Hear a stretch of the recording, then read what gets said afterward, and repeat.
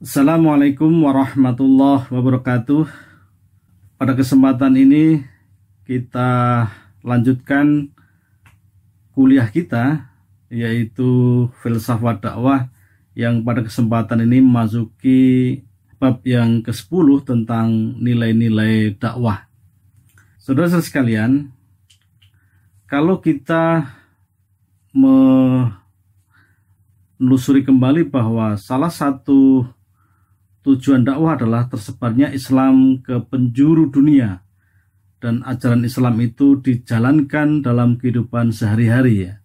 Dan tujuan dakwah ini tidak bisa dicapai hanya dengan diskusi, ceramah, tetapi diperlukan adanya gerakan dan praktek langsung semua elemen umat Islam itu. Maka di sini tugas dai adalah bagaimana mengubah ajaran Islam itu menjadi ajaran yang menginspirasi dan mendorong manusia memiliki kesadaran untuk mempraktekkan ajaran-ajaran Islam itu. Namun kita temukan di lapangan bahwa banyak dai mengajarkan akidah, mengajarkan akhlak, mengajarkan syariah, namun pada prakteknya jauh dari ajaran Islam itu sendiri. Maka inilah pentingnya nilai-nilai yang terkandung dalam Islam itu harus dibangun, spirit harus dibangun nilai-nilainya itu. Maka pemahaman nilai bagi umat ini sangat tergantung pada hubungan sosial dan proses interaksi sosial terhadap nilai-nilai tertentu. Maka dari ini kita bisa memberikan pertanyaan, apakah nilai itu? Coba kita telusuri dalam kamus ya. Dalam kamus bahasa Indonesia, nilai itu diartikan sebagai harga, atau jika dikaitkan dengan budaya berarti konsep yang abstrak, yang mendasar dan sangat penting. Maka nilai itu penting bagi kehidupan manusia. Maka menurut Onong Effendi bahwa nilai itu difahami sebagai sebuah pandangan, cita-cita, adat atau kebiasaan yang menimbulkan tanggapan emosional pada masyarakat tertentu. Ini nilai sebagaimana ditulis oleh atau disampaikan oleh Onong Effendi. Frankl berpendapat bahwa ada 3 unsur penting dalam kaitannya dengan nilai. Yang pertama adalah pemahaman tentang nilai, yaitu adanya konsep nilai, subjek yang memberikan nilai maupun objek yang diberi nilai. Jadi kalau Frankl itu yang disebutkan nilai itu harus memenuhi 3 unsur. Yang pertama adalah nilai itu sebagai konsep, nilai itu sebagai subjek, dan nilai itu sebagai objek. Maka nilai akan muncul ketika ada objek yang diamati, subjek, atau dengan kata lain bahwa nilai itu merupakan komponen yang membimbing dan memandu tindakan seseorang. Itu adalah nilai. Maka kalau ketika itu dikaitkan dengan dakwah, bahwa nilai dakwah itu adalah nilai-nilai Islam yang bersumber Al-Quran, yang bersumber Al-Hadis, dan itu memiliki 3 unsur, yaitu historis, kemudian dinamis dialektis, dan yang ketiga adalah profetik transformatif. Maka kalau itu kita telusuri bahwa perbincangan nilai di kalangan filosof itu tentu akan berbeda. Maka sebelum kita memasuki nilai dakwah itu seperti apa, maka kita telusuri dulu, kita lihat dulu bagaimana perbincangan nilai di kalangan para filosof.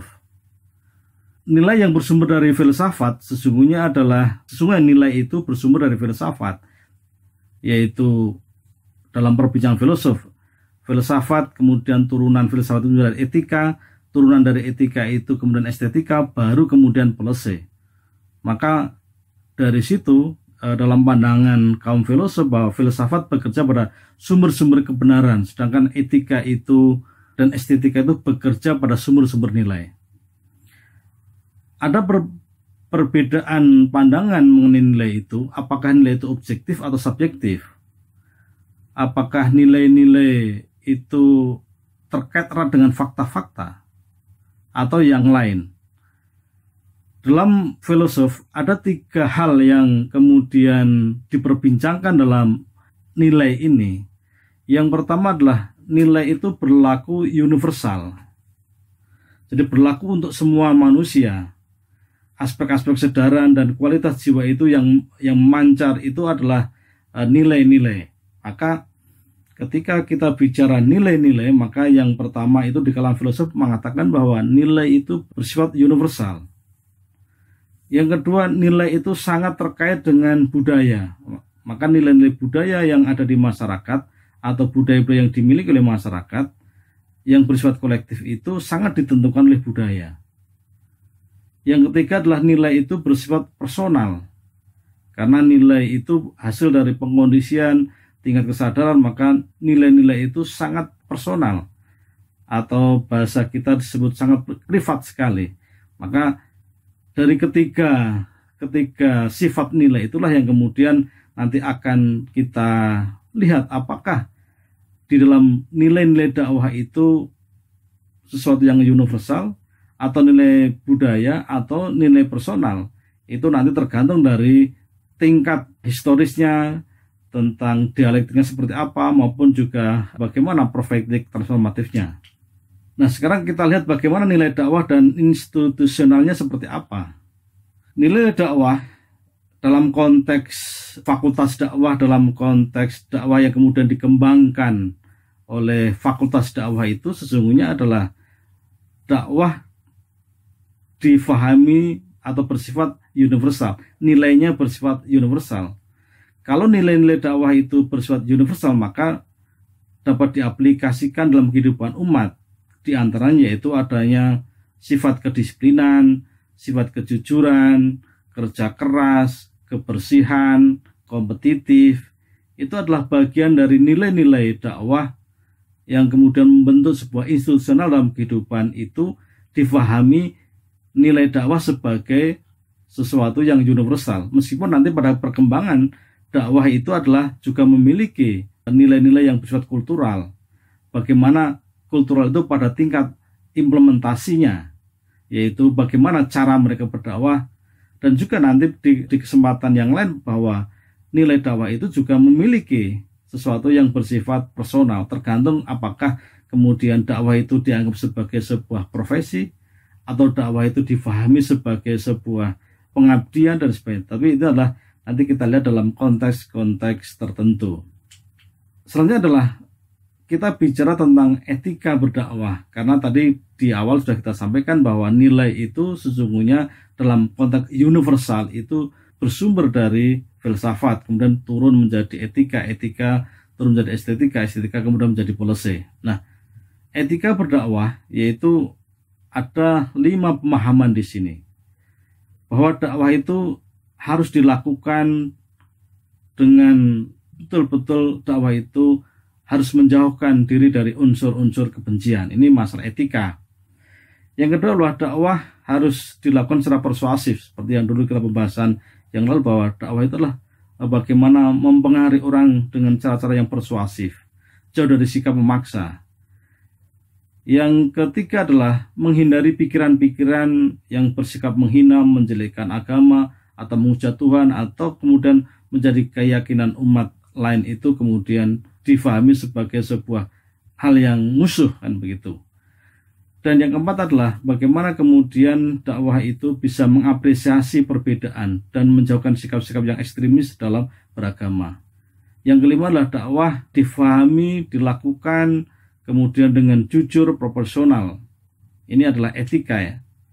Nah, oleh karena itu pada kesempatan ini adalah yang terpenting adalah bagaimana sesungguhnya nilai dakwah dalam konteks secara personal. Tentu tadi yang secara personal yang dikembangkan adalah bagaimana kemudian orang menjadikan Al-Quran dan hadis itu menjadi sebuah nilai, atau Quran dan hadis sebagai sebuah inspirasi di dalam membangun sebuah nilai-nilai dakwah itu dalam konteks personal. Tetapi dalam personal itu kemudian punya implikasi-implikasi yang bersifat tentu tidak lagi personal tapi juga kultural maupun juga yang bersifat universal ya. Jadi ini penting dalam mengaplikasikan kaitannya dengan sifat-sifat nilai itu. Maka kita lihat bagaimana kemudian dalam perspektif apa dakwah itu bisa dijalankan. Dalam perspektif tentu misalkan tadi di awal katakan bahwa dakwah itu selalu memiliki 3 sifat, yaitu ada nilai universal, ada nilai budaya, dan ada nilai personal. Personal itu adalah berasal dari pribadi para da'i atau da'i yang mereka punya tugas untuk menyampaikan itu tentu nilai-nilai yang dibangun adalah nilai-nilai berdasarkan kitab suci, berdasarkan Quran, hadis dan sebagainya. Tapi juga nilai budaya disesuaikan dengan masyarakat, maka nilai-nilai universal juga dilihat dari aspek-aspek. Maka aspek yang tadi disampaikan, kedisiplinan, kejujuran, kerja keras, kebersihan, kompetisi, itu secara objektif itu adalah bagian dari yang bersifat universal. Maka tentu di dalam berdakwah ini harus banyak mempertimbangkan. Nilai menjadi penting. Karena tanpa kita bangun nilai, maka dakwah itu hanya menjadi sebuah rutinitas. Dakwah itu menjadi sebuah, bisa dikatakan sebagai produksi, atau dalam bahasanya mak itu sebagai produksi. Karena banyak juga bahwa aktivitas dakwah itu juga punya akibat-akibat ekonomi, dan ketika itu tanpa ada nilai maka terjebak dalam kegiatan aktivitas ekonomi. Terima kasih atas perhatiannya. Mudah-mudahan ini menjadi pemahaman kita bahwa dakwah, nilai dakwah itu tentu harus dikembangkan, yaitu pada konteks-konteks tertentu. Terima kasih. Assalamualaikum warahmatullahi wabarakatuh.